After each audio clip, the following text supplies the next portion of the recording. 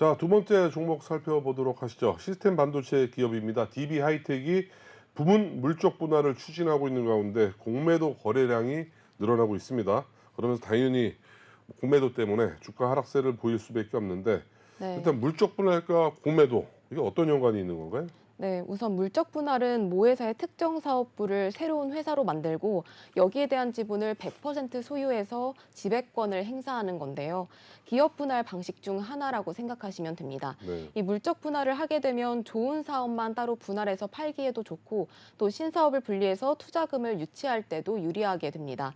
그리고 공매도는 돈을 미리 빌려서 이 주식을 팔고 나서 현재 주식 가치만큼 돈을 받고 나중에 이 같은 수량의 주식을 갚는 건데요.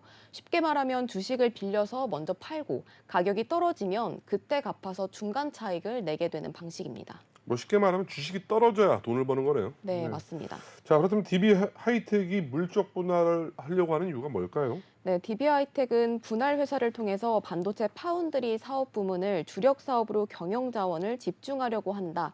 이렇게 밝혔는데요. 분할 신설 회사는 팹리스를 담당하는 사업 부문을 포괄적으로 승계해서 전문 사업 역량을 강화할 수 있도록 하고자 한다고 말했습니다. DB하이텍은 지난 7일 공시를 통해 자사의 반도체 설계 부문 물적 분할을 결정했는데요. 해당 건은 29일 정기주주총회 안건으로 상정하겠다고 말했습니다. 분할 기일은 5월 2일이고 분할 설립 회사 가칭은 DB 팹리스입니다. 네, 그렇다면 주주들이 물적 분해를 현재 반대하고 있다고 들었는데, 네. 반대하는 이유는 또 뭐죠? 네, 소액주주들은 물적 분할이 진행되고 신설 회사가 상장될 경우에 기존 회사의 기업 가치가 떨어지면서 주가가 하락할 가능성이 있기 때문인데요. 그래서 회사는 분할되는 신설법인은 5년 동안 상장을 추진하지 않을 예정이라고 밝혔습니다.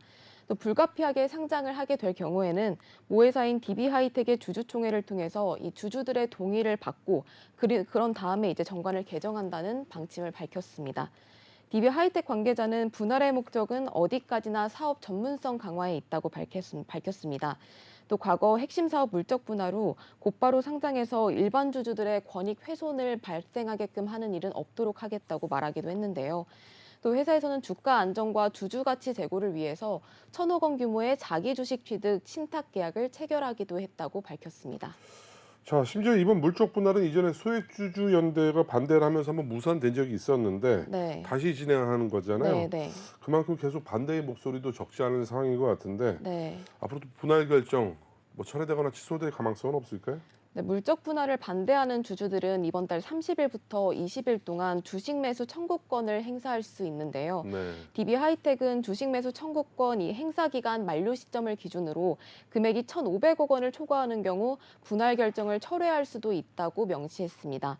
매수 예정 가격이 46,480원인 걸 고려해 보면 322만 7,195주가 이제 5주 이상 물량의 반대가 나왔을 때 이 분할 결정을 취소할 가능성이 높아 보입니다. 네. 자, DB하이텍이 물적 분할을 하겠다고 공시를 한 이후 여태까지 주가가 좀 어땠었나요? 네, 물적 분할에 대해서 선언한 다음 날인 이 8일에 DB하이텍 주가는 17.26% 급증했는데요. 네. 하지만 13일까지 12.08% 하락하면서 상승분을 그대로 다 반납하는 모습을 보였습니다. 또 이후에 공매도 급증이 이어지면서 주주가치 재고 방안이 있는데도 불구하고 투자자들이 물적 분할을 악재로 인식하고 있다는 것을 알 수 있습니다. 주가가 뭐 지금 거의 원위치가 됐는데, 네. 공시를 한 다음 날에는 주가가 상당 부분 큰 상승폭을 보였어요. 네. 어떻게 해석을 해야 될까요? 네, 아무래도 지난해 말에 개정됐던 이 자본시장법 개정의 시행령의 영향이라는 분석이 지배적입니다. 앞서 말씀드렸다시피 이 기업이 물적 분할을 할 때 물적 분할에 반대하는 주주에게는 주식 매수 청구권이 부여되는데요. 이 부분이 개정된 시행령에 해당합니다. 아무래도 일반 주주 보호를 위한 제도적 장치가 생기면서 이 주가가 조금 더 올랐던 것으로 보입니다. 그런데 이 주식 매수 청구권을 행사하기 위해서는 기본 공매도 투자자에게 빌려준 주식을 회수해야 되는데요. 이 때문에 단기적으로 이 숏커버링이 발생할 가능성이 커서 투자자들의 우려가 큰 상황입니다. 네, 여기서 이 숏커버링이 어떤 건지 잠깐 설명을 해드리자면 아까 말씀드렸다시피 공매도는 주식을 갖고 있지 않은 상태에서 매도하는 건데요. 이때 다른 투자자가 보유하고 있는 주식을 빌려오게 됩니다. 그리고 이 주식은 투자자들이 주식을 빌린 뒤 갚지 않은 물량, 즉 대차잔고로 잡히는데요. 이 공매도 세력은 빌려온 주식을 되갚기 위해서 다시 주식을 사야 하는데 이걸 숏커버링이라고 부릅니다. 네, 빌린 주식을 다시 되갚는다. 숏커버링. 네, 네. 우리 시청자 여러분들께서도 알고 있으셔야 될 것 같습니다. 자, 그렇다면 DB 하이텍의 공매도량 지금까지 얼마큼 쌓여 있었나요? 네, 이번 달 초부터 10일까지 DB 하이텍의 평균 공매도량은 8만 7,400주 가량입니다. 그리고 평균 거래 대금은 42억 8,600만 원 정도인데요. 2월 거래량이 5만 7,300주 정도였고 또 거래 대금이 27억 원 정도였던 거에 비하면 2월보다 이번 달에 크게 늘어난 겁니다. 네, 공매도량은 크게 늘고 있고 회사에서는 물적 분할을 진행하겠다고 하다 보니까 소액주주 입장에서는 당연히 뿔이 날 수밖에 없을 것 같아요. 주가는 네, 계속 네. 하락폭을 보이고 있다 보니까. 자, 소액주주연대 어떤 입장을 밝히고 있나요? 네, 소액주주연대는 매수 청구 반대 의사 표시 캠페인을 진행하고 있습니다. DB하이텍 소액주주연대는 13일에 DB하이텍의 본사로 찾아가서 물적 분할 등 주주총회 안건 관련 협상을 진행했지만 결렬됐는데요. 이상목 DB하이텍 소액주주연대 대표는 협상은 결렬됐으므로 주주연대는 물적 분할 안건에 대해 공식적으로 반대 입장이라고 밝혔습니다. 또 DB하이텍 물적 분할은 매수 청구 단계에서 매수 청구 반대 금액이 1,500억 원이 넘어야만 무산된다고 언급했습니다.